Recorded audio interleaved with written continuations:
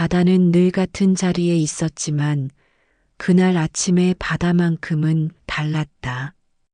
장민석은 평소보다 일찍 깨어 창문을 열었다. 어디선가 오래된 금속이 뒤틀릴 때 나는 음침한 소리가 들렸고 그 소리는 마치 누군가의 낮은 신음처럼 그의 가슴 한가운데를 건드렸다. 그는 그 소리가 무엇인지 알았다. 불길한 일이 다가올 때 세상이 내는 미세한 균열의 소리. 몇십 년을 손으로 일해온 사람은 눈보다 먼저 귀로 위험을 알아챈다. 살아온 세월이 가르쳐준 작은 습관이었다. 그는 커피를 내리려다 문득 휴대폰 화면에 찍힌 이름을 보고 손을 멈췄다. 딸 혜윤. 그녀가 새벽 4시에 보낸 짧은 문자 하나. 한 줄도 채 되지 않는 문장이었다. 아빠 혹시 오늘 시간 돼? 민석은 이유를 묻지 않았다. 대신 마음속 깊은 곳에서 오래 묵은 돌덩이가 스르륵 굴러내려앉는 느낌만이 있었다. 그 돌덩이 밑에는 그가 평생 외면해온 작은 두려움이 있었다. 내가 지켜야 할 것이 아직 남아있다. 그는 공방 조명을 끄고 잠시 손을 모았다. 손가락 마디 사이에 오래된 흉터가 은은히 드러났다. 과거의 상처는 이제 아프지 않았지만 그 흉터가 만들어낸 책임은 아직도 생생했다. 그날 아침 민석은 몰랐다. 딸이 무너지기 직전에 문턱에 서 있었고 자신이 그 문턱을 지나며 평생 묻어두었던 한계 이상으로 누군가를 사랑하게 될 것이라는 사실을. 부산 북항의 새벽은 언제나 묘한 적막이 감돈다.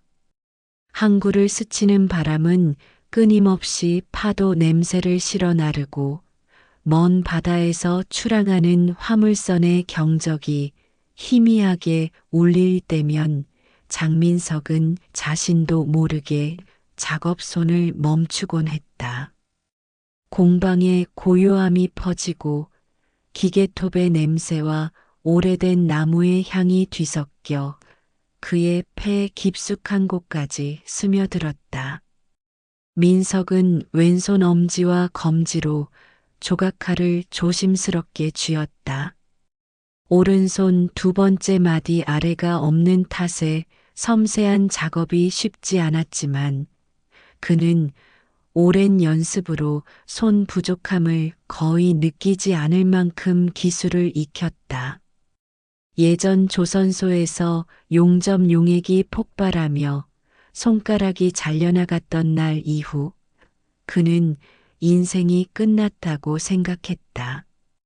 그러나 목공예는 그에게 남은 삶을 다시 세우는 기초가 되어 주었다. 그의 공방 한쪽에는 딸 장혜윤이 어린 시절 그린 그림이 아직도 액자에 담겨 걸려 있었다. 4살 무렵 크레파스로 그린 우리 아빠 그림이었다. 사람이라고 하기엔 비율이 맞지 않지만 두 팔을 활짝 벌리고 있는 모습, 삐뚤빼뚤한 글씨로 적힌 아빠 최고, 그 단순한 문장만으로도 민석은 몇 년을 버티며 살아왔다. 혜윤은 자라면서 더 똑똑해졌고 더 단단해졌다. 도시정책연구소에서 분석가로 일하며 재개발 구역의 정책 영향 분석과 도시 환경 리포트를 담당하는 위치까지 올랐다.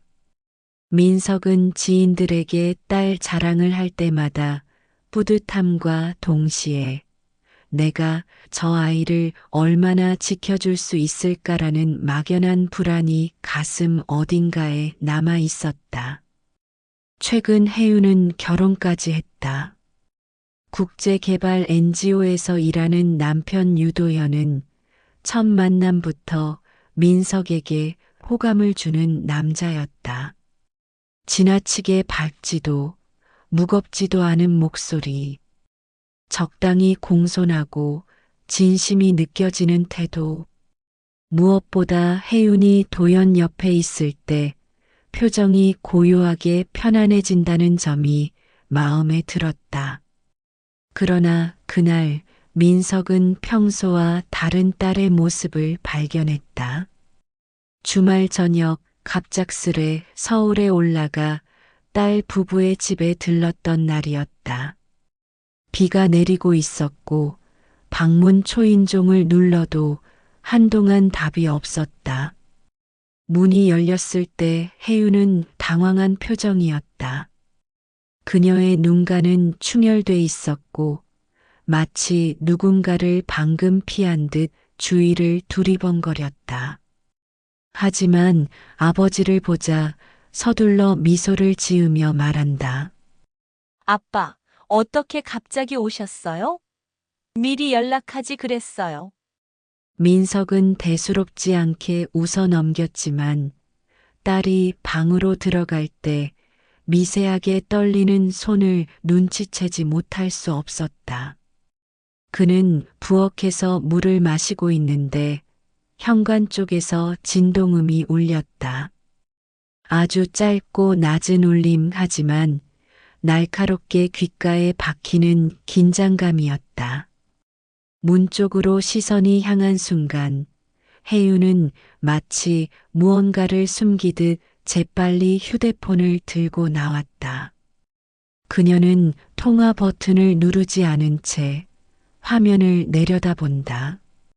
그리고 작게, 아주 작게 중얼거렸다.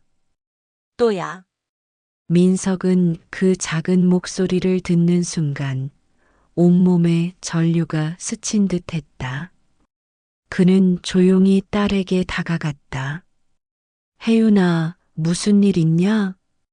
딸은 고개를 저으며 웃으려 했지만 목소리는 떨리고 있었다. 아, 그냥 아무것도 아니에요. 일 때문에 좀 스트레스가 있어서.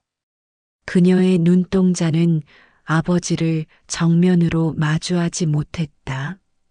마치 마음속 어디엔가 무거운 돌덩이를 숨겨놓은 사람처럼.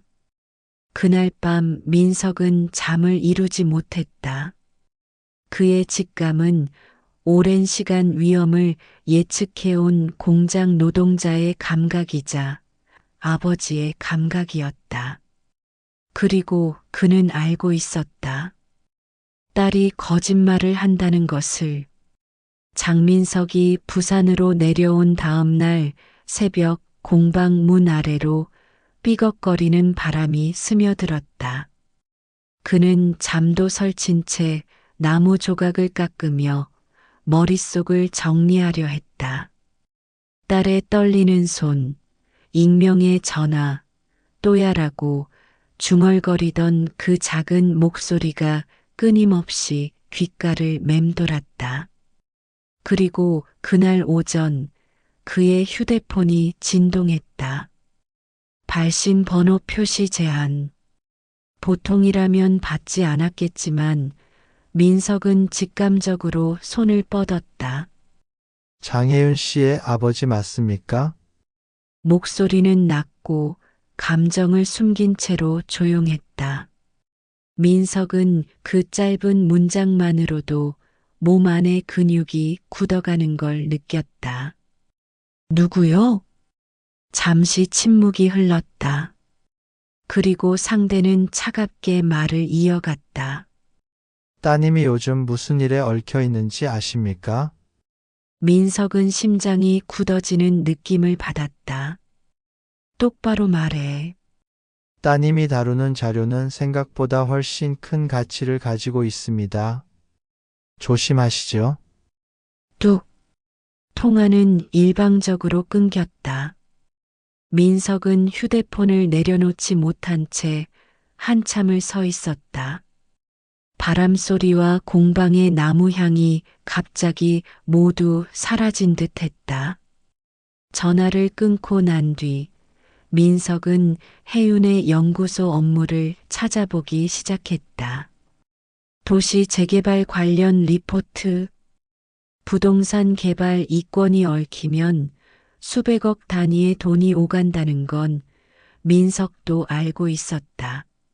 하지만 딸은 단지 정책 데이터를 분석하는 연구원일 뿐이었다.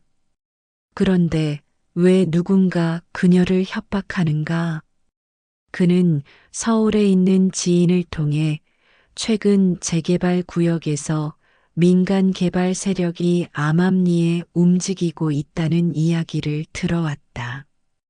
그들은 여론을 조작하거나 각종 정보 브로커를 끌어들여 자신들에게 유리한 방향으로 개발을 유도하는 이익 집단이었다. 그 순간 민석은 문득 도연을 떠올렸다. 딸의 남편, 세계 문제를 해결한다는 NGO에서 일한다는 남자. 친절하고 정직해 보였던 남자. 그런데 문득 떠오른 게 있었다. 도연의 출장 보고서를 본 적이 있었다.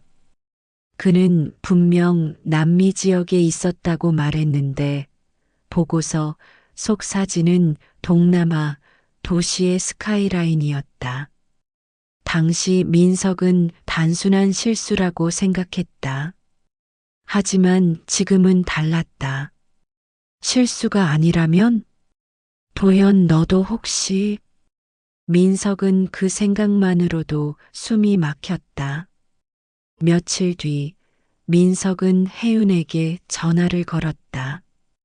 혜윤아, 지난번에 그 전화 아버지한테 말해라. 무슨 일이냐? 아빠, 진짜 아무것도 아니에요. 그냥 팀장님이 자료 좀 빨리 내라고. 거짓말하지 마라. 혜윤은 숨을 고르고 작은 목소리로 말했다. 말하기 싫어서가 아니라 말하면 아빠가 더 걱정할까봐 그래. 그냥 내가 알아서 해결할게. 그 말은 마치 무너져가는 벽 중 하나를 간신히 손으로 붙잡고 있는 사람의 목소리였다. 민석은 느꼈다. 딸은 두려워하고 있었다. 하지만 두려움의 원인을 말할 수 없는 상태였다. 민석은 결국 서울로 다시 올라갔다. 도연이 일하는 NGO 사무실 근처 카페에 앉아 그의 퇴근길을 기다렸다. 문이 열리고 도연이 모습을 드러내자 민석은 확신했다. 도연의 얼굴에는 피곤 이상의 무언가가 있었다. 그건 숨기는 사람의 얼굴, 그리고 누군가에게 쫓기는 사람의 눈빛이었다. 도연은 민석을 발견하자 놀란 듯 눈을 크게 떴다. 아버님, 어떻게? 민석은 말없이 그의 앞에 앉았다. 도연아, 내가 뭘 숨기는지 말해보자. 사위는 순간적으로 떨리는 듯 했지만 곧 표정을 추스르며 웃었다. 숨기는 건 없어요. 그냥 최근에 프로젝트가 많아서. 혜윤이가 협박받고 있다. 도연의 얼굴색이 하얗게 질렸다. 그가 컵을 떨어뜨릴 뻔하며 말을 잇지 못했다. 그게 무슨? 너도 알고 있는 일이냐? 아니요, 저는 전혀. 도연은 말을 더듬었고 그의 눈동자는 흔들리고 있었다. 그 흔들림은 거짓말을 감추는 사람의 그것이었다. 민석은 자리에서 천천히 일어났다. 도연아, 내가 뭘 알고 있는지 나한테 말하기 전까지 나는 혜윤이 곁에서 떨어지지 않을 거다. 그 말은 경고였고 결심이었으며 동시에 도연에게 던지는 마지막 잡이었다. 그날 밤 민석은 혜윤의 집 근처를 살피다가 이상한 장면을 목격한다. 아파트 출입문 근처에서 모자와 마스크를 쓴 남자가 건물을 올려다보고 있었다. 그는 누군가를 기다리는 듯했고 손에 든 스마트폰 화면에 빠르게 스크롤을 내렸다.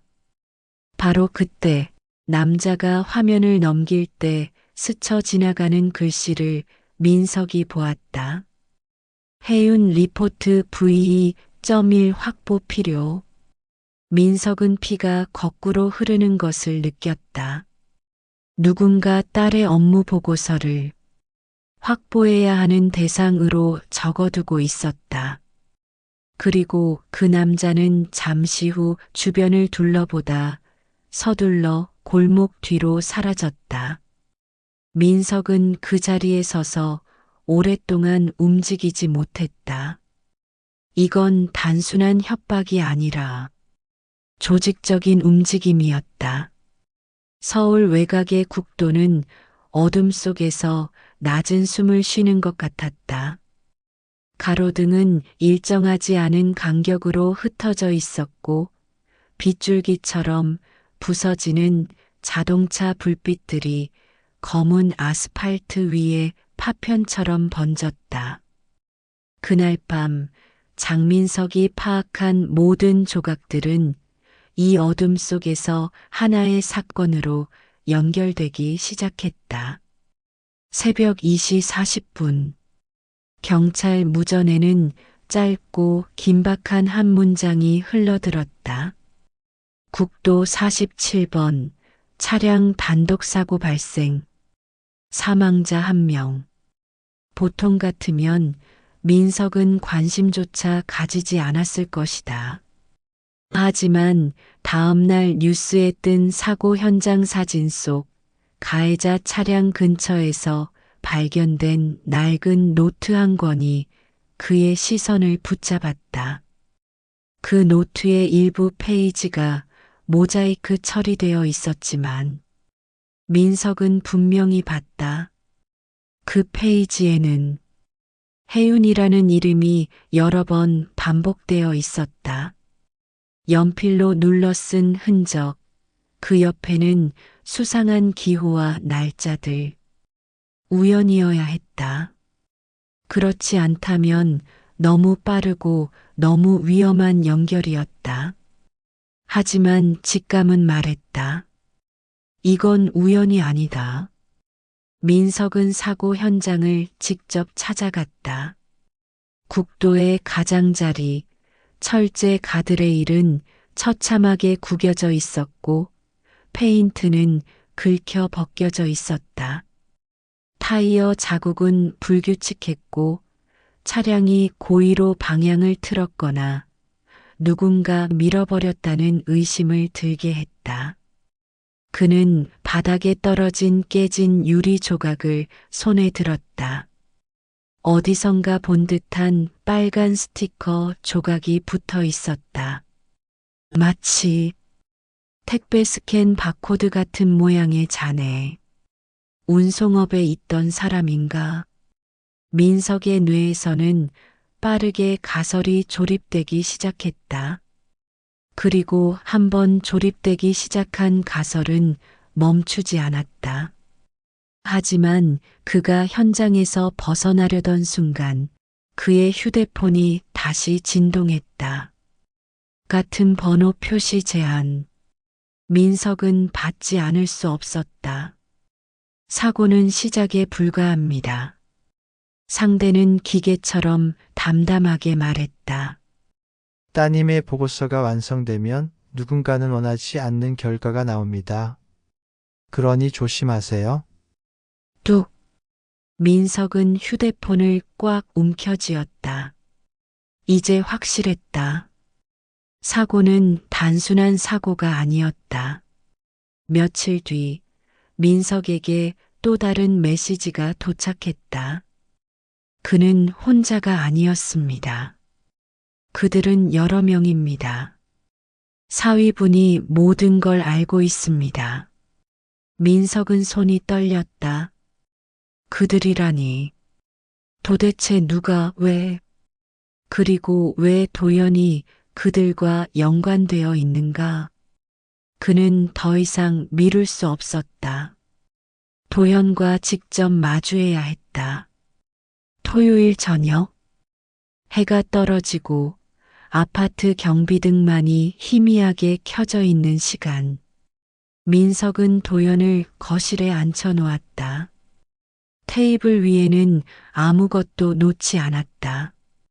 이야기는 반드시 비어있는 공간에서 시작되어야 했다. 도연아, 내가 뭘 숨기고 있는지 말해라. 도연은 조용히 숨을 들이마셨다. 그는 잠시 눈을 감았다 떴고 고개를 숙였다. 아버님, 제가 숨기려던 건 사실 딱 하나예요. 말해. 저 과거에 NGO 들어가기 전에 도시 개발 관련한 정보 브로커 일을 했습니다. 민석의 눈이 가늘게 떨렸다. 불법이었나? 불법까진 아니었지만 음성적이었죠. 그쪽 사람들은 자료를 어떤 방식으로든 얻어내는 것에 익숙합니다. 민석은 이를 악물었다. 내 과거 때문에 지금 딸이 위험해진 거냐? 도연은 말을 하지 못했다. 침묵이 대답이었다. 도연은 결국 입을 열었다. 아버님, 그쪽 사람들이 다시 움직이기 시작했어요.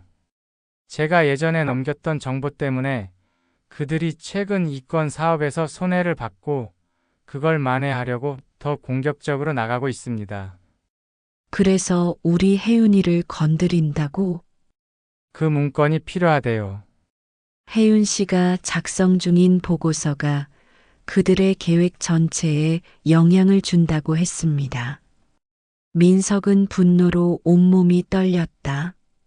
내가 그 사실을 알고 있으면서 딸에게 알리지도 않고 막지도 않았다고?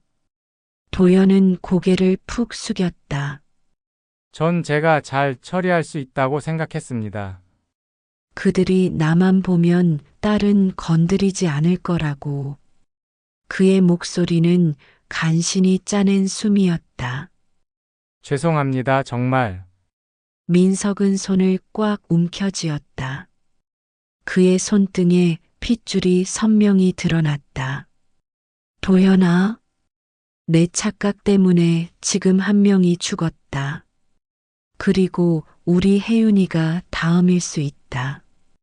그 말이 떨어지는 순간 도연의 어깨가 크게 떨렸다. 그는 벽처럼 강했던 민석의 목소리 앞에서 무너져 내리는 듯했다. 그날 밤 민석은 혜윤이 잠든 방 문 앞에서 오래 서 있었다. 문틈으로 새어나오는 약한 불빛 아래서 딸의 숨소리는 규칙적이었다. 그런데 그 평온함이 오히려 가슴을 죄었다. 누군가가 이 아이를 노리고 있다. 딸이 만든 보고서 한 장이 거대한 이권 세력을 흔들어 놓을 수 있고 그 세력은 그녀를 위협하고 있다. 그리고 그 사윗놈이 그 원인을 제공했다. 민석은 결심했다. 이제부터는 직접 움직일 것을, 자신의 손으로 딸을 지키는 데 필요한 일을 할 것이다. 그가 손에 쥔 나무 조각칼의 감촉은 이상할 만큼 익숙하고 날카로웠다. 며칠 동안 장민석은 이동 경로를 최소화하고 휴대폰 전원을 자주 끄고 켰다. 그는 공방에서 단연간 익힌 감각으로 누군가 자신을 감시하고 있다는 느낌을 지울 수 없었다. 문틈의 바람소리가 조금만 달라도, 지나가는 오토바이 엔진음이 조금만 느리게 끊겨도 민석은 자동적으로 몸을 낮추고 주위를 둘러보았다. 그놈들, 이미 나를 알아봤을 가능성이 높다. 그리고 그 감각은 곧 현실로 드러났다. 밤 11시 무렵 공방 셔터에 누군가가 정확히 2번 둔탁하게 일정한 간격을 두고 노크했다. 쿵, 쿵. 민석은 즉시 형광등을 끄고 조용히 숨을 쉬었다. 그 리듬은 처음 듣는 것이 아니었다. 조선소에서 일할 때 하청업체 반장이 작업장 점검을 나올 때 사용하던 신호 같았다. 그런데 그것이 이 한밤중에 들린다는 건 낯선 사람이 일부러 패턴을 따라 했다는 뜻이었다. 위협이다. 문 밖에서 발자국이 왔다 갔다 하는 소리가 들렸다. 그리고 잠시 뒤 낮고 비웃는 듯한 목소리가 흘러나왔다. 장민석 씨, 서울에서 사고 난 그 사람 혹시 아세요? 민석의 등골이 서늘하게 식었다. 그들이 알고 있다. 그가 사고 현장에 갔다는 것까지. 잘 모르겠는데. 민석은 최대한 평온한 목소리로 답했다. 하긴. 낡은 노트야 경찰이 가져갔으니까. 근데 혹시 그 안에 메모 내용 보고 싶지는 않으실 겁니다. 민석의 손가락이 떨렸다. 그들은 사고 사망자의 노트 내용을 알고 있었다. 그리고 그 중에는 혜윤에 대한 기록이 포함되어 있었다. 민석은 말없이 벽에 기댄 채 귀를 기울였다. 문 밖에 그자는 마지막 말을 남기고 어둠 속으로 사라졌다. 우린 감시가 취미입니다. 특히 가족을 중요하게 여기는 사람들 말이죠. 그들의 발자국이 멀어지고 골목이 고요해졌다. 하지만 민석의 내면에서는 피가 끓어오르고 있었다. 이 일 이후 민석은 잠시라도 딸을 혼자 두지 않기로 마음먹었다. 그는 서울로 다시 올라가 딸의 아파트 인근에서 머물며 감시를 시작했다. 밤에는 그녀 집에서 30m 떨어진 놀이터 벤치에 앉아 주변을 살폈다. 부쩍 늘어난 낯선 차량들. 특히 같은 차가 반복적으로 나타나는 패턴은 더욱 의심스러웠다. 밤 1시쯤 되자 회색 SUV가 한 번 더 나타났다. 서행하면서 혜윤의 집을 천천히 살피고는 골목 끝에서 유턴했다. 민석은 주머니 속에 넣어둔 접이식 조각칼을 꽉 움켜쥐었다. 나타났군. 그는 SUV가 다시 돌아오기를 기다렸다. 하지만 SUV는 더 이상 나타나지 않았다. 대신 그 다음날 아침 이상한 일이 벌어졌다. 혜윤은 출근하려고 노트북을 켰다. 그리고 바로 입술을 굳게 다물었다. 아빠 이거 좀 봐요.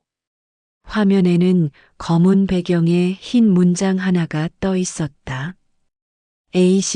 ACCESSIS GRANTED 접근이 허용되었습니다. 민석은 숨을 멈추었다. 이건 너가 설치한 프로그램이냐? 아니요.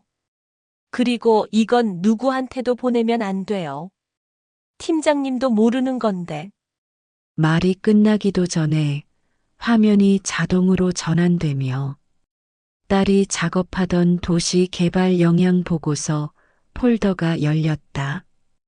파일 이름 옆에 빨간색으로 표시된 새로운 문구가 있었다. 외부 열람 발생 1회. 누군가 보고서 파일을 원격으로 열람했다는 뜻이었다. 혜윤아, 마지막 열람 시간은 언제냐? 혜윤은 파일 정보를 열어보고 입을 다물었다. 오늘 새벽 3시 17분. 민석이 SUV를 쫓아다니던 바로 그 시간대였다. 민석의 심장은 얼음처럼 식었다.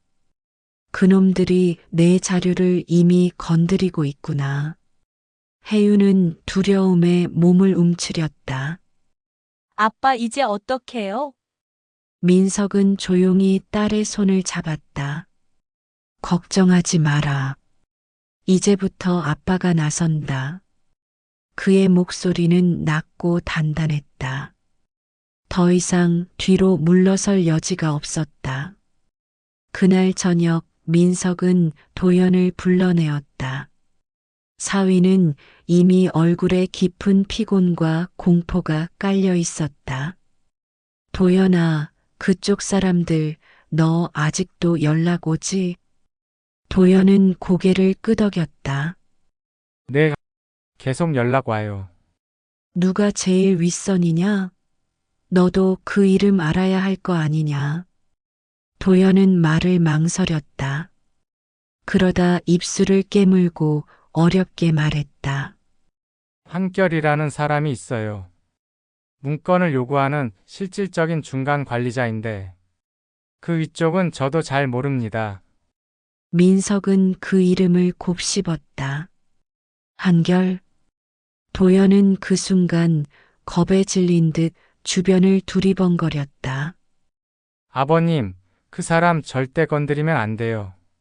그는 그냥 브로커가 아니에요.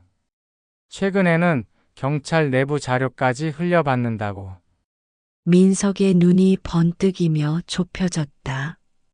경찰 내부 자료까지? 만약 사실이라면 단순한 이권 조직이 아니라 협력자들이 있는 음성 네트워크라는 뜻이었다. 이날 밤 민석은 오랫동안 잠들지 못했다. 공방에서 쓰던 조각칼들은 이미 날을 모두 다시 세웠고 손재주만으로 만들 수 있는 최소한의 방어 도구들도 준비해 두었다. 하지만 그의 머릿속에는 한 가지 생각만이 반복되었다. 딸에게 닥칠 위험은 예상보다 훨씬 크다. 그리고 동시에 그는 알았다. 정면으로 부딪혀야 한다는 것을.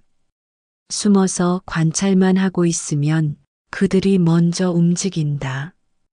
침묵 속에서 민석은 천천히 일어났다. 그의 눈빛은 오래전 조선소 사고 이후 처음으로 산 사람의 눈이 아니라 결심한 사람의 눈빛이었다. 그리고 그는 중얼거렸다. 좋다. 이제 나도 너희들 얼굴 좀 보자. 아주 조용한 전쟁의 첫밤이었다. 바람이 낮게 흘렀다. 부산 북항의 어둠이 촘촘해질수록 장민석의 마음속 결심은 더욱 단단하게 굳어갔다. 그는 공방 문을 잠그고 가지고 다니던 작은 가방을 들었다. 그 안에는 조각칼 3개, 연마된 목공용 송곳, 그리고 하나의 USB가 들어 있었다. USB에는 딸이 작성한 개발 보고서의 복사본, 그리고 민석이 사고 현장에서 회수한 노트 사진, 각종 녹음 파일이 담겨 있었다. 혹시 무슨 일이 생기면 이것들이 최후의 증거가 된다. 하지만 그는 그걸 사용한다는 마음으로 가방에 넣은 것은 아니었다. 그는 방지책을 만든 것이다. 이제는 딸을 지키기 위한 싸움을 피할 수 없었다. 그는 도연에게 다시 연락했다. 한결이라는 놈, 어디에서 활동하나. 도연은 이미 민석에게 숨길 수 없는 상태였고 결국 입을 열었다. 영등포 쪽입니다. 낡은 물류창고가 하나 있어요. 거기가 그들의 비공식 회합 장소입니다. 정확한 위치를 보내라. 도연은 불안하게 말했다. 아버님, 거기 가시는 건 정말 지금은 내가 걱정할 단계가 아니다. 민석은 짧게 말하고 전화를 끊었다. 그는 조용히 가방을 들고 나섰다. 그의 걸음은 빠르지 않았지만 흔들림이 없었다. 그는 일생을 온몸으로 살아온 사람이었고, 이제 그 경험이 모두 한 지점을 향해 모여드는 느낌이었다. 영등포의 오래된 물류창고는 진작 폐쇄된 지 오래였으나 외벽에는 새로 붙인 듯한 관찰 카메라와 움직임 감지 센서가 달려 있었다. 민석은 멀리서 그들의 구조를 파악했다. 입구 근처에는 흡연하며 주변을 경계하는 남자가 하나 있었고, 창고 안쪽에는 희미한 실루엣들이 움직였다. 저기다. 그는 깊게 숨을 들이쉬며 벽 뒤로 돌아갔다. 그 순간 뒤에서 익숙한 목소리가 들렸다. 아버님, 도현이었다. 그는 숨이 찬 듯 얼굴이 하얗게 질린 채 따라온 것이다. 너 왜 왔냐? 아버님 혼자 가게 둘 수 없어요. 제가 그 사람들과 프로젝트를 했던 만큼 제가 가진 정보가 도움이 될 수도 있어요. 민석은 그 말을 듣고도 한동안 아무 말이 없었다. 그러다 천천히 고개를 끄덕였다. 좋다. 대신 지시 없는 행동은 하지 마라. 도연은 조용히 고개를 숙여 대답했다. 밤 공기를 가르고 물류창고 문이 열리며 사람들이 우르르 나왔다. 그들은 한 명씩 스마트 패드를 들고 있었고, 누군가가 명령을 내리면 정해진 동작처럼 움직였다. 그리고 그들 사이에서 한 남자가 모습을 드러냈다. 키가 크지 않고 말수도 적어 보인다.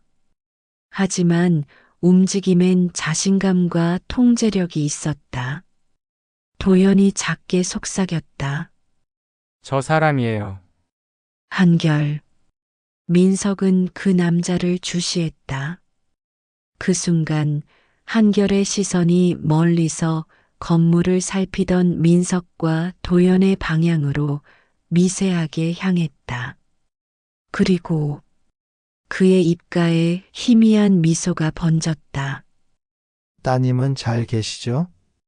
그의 목소리는 멀리서 메아리처럼 퍼져왔다. 민석의 등골을 타고 화가 번졌다. 너희들 혜윤이를 건드리면 끝이다. 한결은 여전히 미소만 지었다. 건드리다니요? 우린 필요한 것만 요구하는 겁니다. 내 놈들이 원하는 건 보고서 하나 때문이겠지. 하지만 그 뒤엔 더 큰 계획이 있지? 한결은 피식 웃었다. 역시 아버님이 직접 나오신 건 이유가 있었네요. 그의 손짓에 따라 여러 명이 창고 내부에서 무언가를 움직였다. 도면, 자료, 태블릿, 그리고 택배 상자를 닮은 큼직한 박스들. 도연의 손이 떨렸다. 저거 문건 유출 라인이에요. 데이터를 인쇄해서 현금화하기 위한. 민석은 이 지하 조직의 목적을 완전히 이해했다. 딸의 보고서는 그저 하나의 통로일 뿐이며 그들은 도시 개발 구역의 여론까지 뒤집을 수 있는 자료들을 팔아 넘기려 하고 있었던 것이다. 민석이 천천히 걸어 나오자 한결도 몇 걸음 앞으로 다가왔다. 아버님 가족을 보호하고 싶다는 마음. 정말 훌륭합니다. 하지만 세계는 그렇게 단순하지 않아요. 민석은 한결의 눈을 정면으로 쏘아보며 말했다. 그래서 내 놈들이 그 복잡함을 핑계로 사람을 죽였다는 거냐? 한순간 한결의 미소가 완전히 사라졌다. 증거는요? 민석이 가방을 열어 작은 USB를 꺼냈다. 여기 있다. 한결은 잠시 USB를 바라보다 천천히 고개를 저었다. 그걸 가진 채 이곳에 온 건 조금 무모하군요. 그 말은 위협이 아니라 사실을 말하는 사람이었다. 그와 동시에 주변에서 남자 둘이 앞으로 다가왔다. 도연이 몸을 떨며 낮게 말했다. 아버님 뒤로. 그러나 민석은 움직이지 않았다. 내 딸만 건드리지 마라. 원하는 자료는 직접 나에게 말해라. 혜윤한테 손 떼면 한결이 손을 들어 말을 끊었다. 아버님, 저희도 불필요한 폭력을 원하진 않습니다. 우린 필요에 의해 움직이는 사람들일 뿐입니다. 필요가 사람 목숨을 결정하는 이유가 될 순 없다. 아버님은 세상을 너무 정의롭게만 바라보시는군요. 한결이 손짓을 하자 주변의 남자들이 순식간에 둘러싸기 시작했다. 도연이 민석 앞을 가로막으려 했지만 민석은 한 발짝도 물러서지 않았다. 그때 멀리서 사이렌 소리가 들려왔다. 경찰차 2대가 물류창고 근처 골목을 비추며 다가오고 있었다. 한결의 표정이 굳었다. 도연은 믿기지 않는다는 듯 민석을 보았다. 아버님 혹시 민석은 낮게 말했다. 내가 말한 내부 협력자. 그 반대편에도 사람이 있었다. 민석은 부산 조선소 시절 같이 일했던 친구 중 하나가 퇴직 경찰이었다는 사실을 떠올렸다. 그리고 그에게 전체 파일을 미리 넘겨 이 장소에 대한 탐문을 시작하게 했던 것이다. 그 친구는 마지막에 이렇게 말했다. 시간만 벌어라. 찾아간다. 사이렌이 가까워지자 한결은 빠르게 선택을 내렸다. 흩어져. 조직원들이 순식간에 뿔뿔이 흩어졌고 차량 여러 대가 동시에 출입구를 빠져나가기 시작했다. 한결은 마지막으로 민석을 보며 짧게 말했다. 이 판은 여기서 끝나는 게 아닙니다. 그리고 그는 어둠 속으로 사라졌다. 모든 소란이 잠잠해지고 경찰이 현장 수색을 마무리할 즈음 도연은 벽에 기대어 숨을 몰아쉬고 있었다. 아버님, 왜 저를 여기까지 끌어들였나요? 민석은 창고의 어둠을 바라보며 조용히 말했다. 너도 가족이다. 그리고 내가 만든 잘못은 내가 바로 잡아야 한다. 도연은 한동안 아무 말도 하지 않았다. 하지만 그 말은 그를 무너뜨리지 않고 오히려 지탱하게 했다. 그는 천천히 고개를 끄덕였다. 저도 끝까지 돕겠습니다. 민석은 그제서야 도연의 어깨에 손을 올렸다. 민석은 부산으로 내려가기 전 딸의 집 앞에서 조용히 벤치에 앉았다. 혜윤은 멀리서 아버지를 보자 작게 웃으며 손을 흔들었다. 하지만 민석은 마음 깊숙이 알고 있었다. 이 싸움은 아직 끝나지 않았다. 딸이 만들어낸 보고서, 그 보고서를 노리는 세력, 그리고 한결이라는 남자. 그 뒤에는 아직 보이지 않는 더 큰 무언가가 있다. 그는 손에 들고 있던 조각칼을 내려놓으며 작은 중얼거림을 남겼다. 혜윤아, 너에게 물려줄 유산은 이 혼란 속에서 살아남는 법이다. 그리고 그 순간 새로운 날이 떠오르고 있었다. 봄비가 가볍게 내리던 저녁, 장민석은 공방 앞에 작은 의자를 꺼내 앉았다. 나무 향이 묻어 있는 손바닥을 무릎 위에 올리고 그는 조용히 바다 쪽 방향을 바라보았다. 얼마 전에 폭풍 같던 시간들이 물결처럼 잦아들고 있었다. 해유는 무사했고 도연은 진심으로 뉘우치며 다시 가족 곁에 섰다. 그리고 민석 역시 오랜 시간 동안 묵혀두었던 나는 아무것도 해줄 수 없다라는 오래된 상처를 조금씩 덜어내고 있었다. 하지만 그는 알고 있다. 완전히 끝난 싸움이란 없다. 세상 어딘가에는 아직 이득을 위해 사람의 삶을 흔드는 자들이 있고 한결이라는 이름 역시 그 어둠 속 어딘가에 남아 있었다. 민석은 그 사실을 두려워하지 않았다. 그는 한 사람의 아버지였고 누군가의 마지막 방패였으며 누구에게도 빼앗기지 않을 유산을 지켜내는 사람이었다. 그는 공방 문을 닫기 전 조각칼 하나를 천천히 들어 하늘을 향해 바라보았다. 칼 끝에 떨어지는 빛은 마치 희미한 별처럼 반짝였다. 그래, 아직 끝난 건 아니지. 하지만 이 정도면 잘 버텨왔다. 그는 그렇게 중얼거리고는 문을 닫으며 마지막 바람 하나를 남겼다. 그 바람 속에는 불안도 있었고 희망도 있었고 그리고 무엇보다 새로운 시작의 냄새가 배어 있었다.